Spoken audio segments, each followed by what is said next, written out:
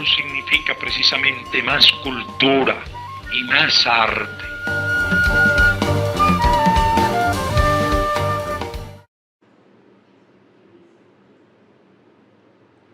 Traemos este espacio del libro, una producción de la Oficina de Asuntos Históricos de la República de Cuba del año 2020, que es esta obra magnífica, Más allá de la leyenda, 60 personalidades hablan de Fidel.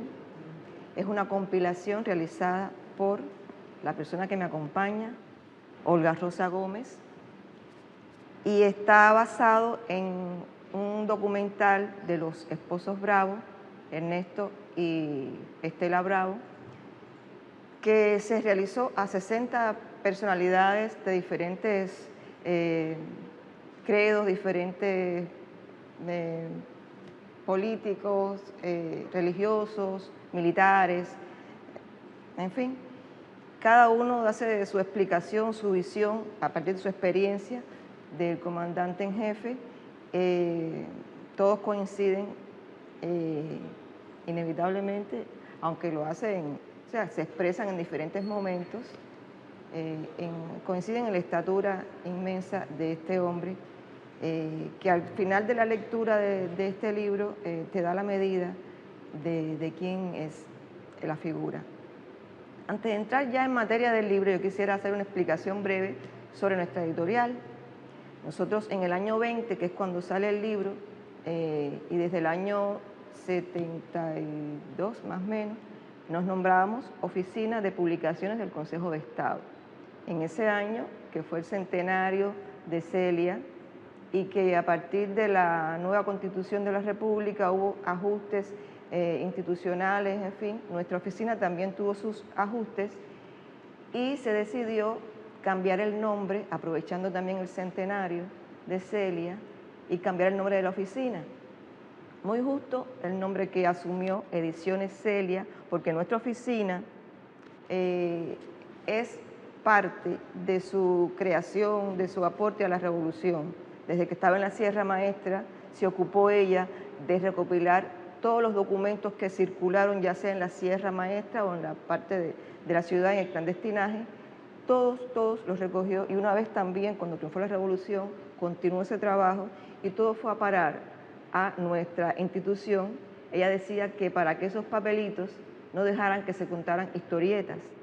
Y efectivamente, a lo largo del tiempo, los investigadores de esta temática, o sea, de la temática insurreccional del año 52 al 59, han utilizado nuestros fondos con ese fin de escribir la historia a partir de lo más apegado a la realidad. También tiene nuestra oficina una editorial, que es la que represento, que tiene como perfil la publicación de libros de esta etapa de la Revolución Cubana, y de sus principales líderes.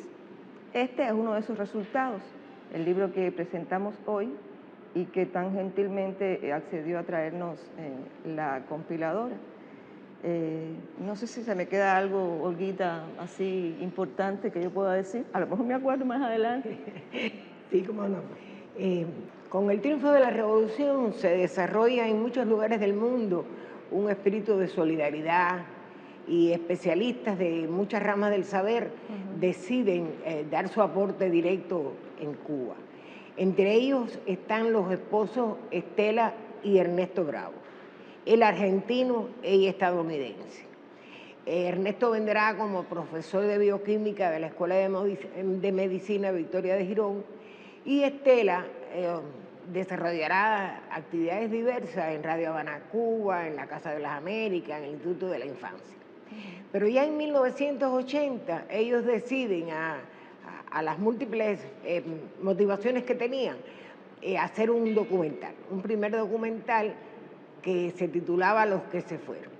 A ese documental siguen más de 40, durante 40 años, porque hay que decir que ellos vienen a Cuba en el año 63 por un año, pero ya llevan 60 en tierra cubana. Ese documental, que da lugar a una película de 50 y tantos minutos, ya expliqué que era Fidel, la historia no contada, está basado en entrevistas a muchas personalidades de Cuba y del mundo, a familiares, a compañeros del comandante cuando era niño, a las luchas estudiantiles, en el Partido Ortodoxo, en fin, en muchísimas etapas de su vida. Y el objetivo era dar la imagen, buscar opiniones acerca de una personalidad que sin lugar a dudas estaba transformando la historia de América y la historia de Cuba. Estas entrevistas se realizaron entre 1995 y 2001. Conocer los puntos de vista fue posible por esas preguntas agudas, profundas, que elaboraban Estela y Ernesto.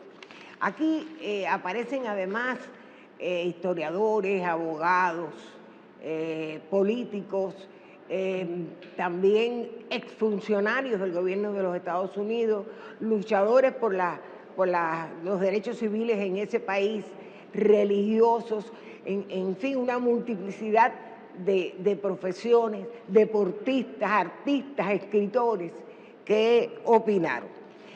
Cuando tuve acceso a esas entrevistas, era evidente que todo el contenido no se podía llevar a un producto audiovisual, no había tiempo. Para llegar a ese libro, la primera pregunta que nos hicimos es cómo lograrlo, porque eran muchas horas de filmación que además se habían hecho en distintos lugares del mundo y que era necesario llevarlo a la palabra escrita. Por lo tanto, lo primero fue escuchar, visualizar, transcribir las ideas, lógicamente organizarlas, porque no es lo mismo cuando se habla que cuando se escribe. A veces hay repetición de ideas, en fin. Fue necesario traducir de las 60 entrevistas que aparecen en el libro, 18 fue necesario traducirlas del inglés, que lo hicieron los especialistas del ESTI. Además era necesario también establecer la caracterización de quién era la persona entrevistada, hacer búsquedas sobre ideas, sobre acontecimientos, sobre fechas que orientaran al lector y además buscar fotos de los entrevistados. Fue un largo trabajo que permitió entonces llegar a un poco organizar desde temporalmente, ¿no?, la infancia, la juventud, las luchas estudiantiles, el Partido Ortodoxo, la preparación del Moncada, el Granma, la lucha en la sierra, Playa Girón, su relación con el Che, son temas que están tratados en esas entrevistas, el internacionalismo en África, el internacionalismo de Cuba, más la visión que tenían esas personas de Fidel como estadista y de Fidel como ser humano. Es interesante apuntar que la procedencia de estas personas es diversa. No todas coincidían con la posición ideológica de la Revolución Cubana o con los puntos de vista de Fidel o con la concepción del mundo. Sin embargo, había coincidencia en el respeto a un pensamiento de la magnitud que tenía el pensamiento del comandante en jefe.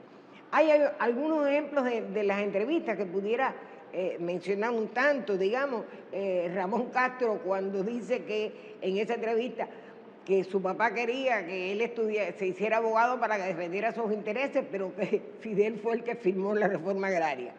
O de Amando Llorente, que era el sacerdote jesuita en el Colegio de Belén, que estaba muy cercano a Fidel, que cuenta anécdotas muy interesantes. Él fue el que escribió aquella reseña de Fidel cuando termina el bachillerato, de Fidel tiene madera y no faltará el artista, sin dudas, llenará de gloria las páginas de su vida. O cuando narra la oportunidad en que en una excursión él por poco se ahoga y Fidel lo salva. Por eso dice, cuando a mí me hablan de Fidel, yo digo, él me salvó la vida. O de Alfredo Guevara, cuando dice Fidel es Cuba. O de Jesús Montaner, que explica cómo él y cómo Montaner y Abel se dieron cuenta desde el principio de la magnitud de la personalidad de Fidel y de su liderazgo para el movimiento que se iniciaba. O de José Ramón Fernández, que se refiere a Fidel como el estratega, como quien dirigió la táctica de la batalla de Girón. O Jorge Risqué en las batallas de África. o Eusebio Leal, cuando nos da esa imagen con palabras maravillosas, o Abel Prieto, cuando nos habla de Fidel como un hombre de la cultura, como un lector infinito, o de Concepción Campa, esa científica cubana, que dice que Fidel hacía soñar, y que en esos sueños, y que a esos sueños invitaba a todos, porque Fidel soñaba con curar las enfermedades, y cuánta información tenía sobre la salud.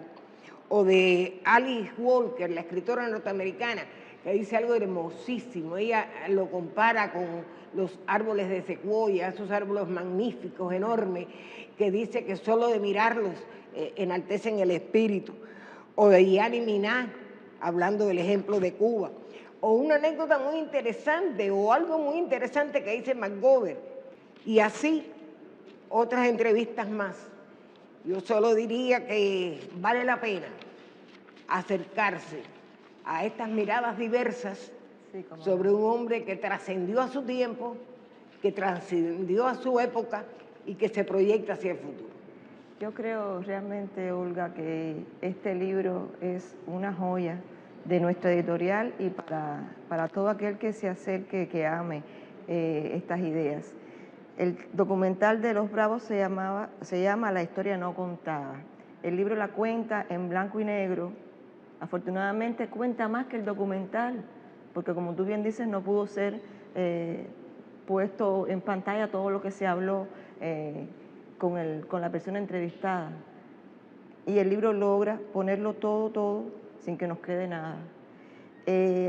Nosotros presentamos este libro en la calle de Madera el próximo sábado, y para aquellas personas que le interesen llevarse en formato digital el libro, también lo pueden adquirir. O sea, estará en este formato que ustedes ya han visto, y también en formato digital, y creo que será una buena adquisición para todo el que ame este tipo de libro, de este tipo de pensamiento.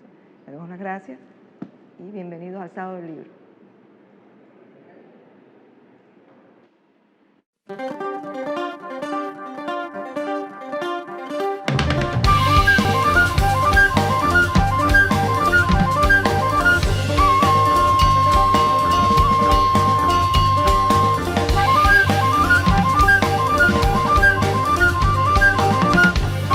Porque la revolución significa precisamente más cultura y más arte.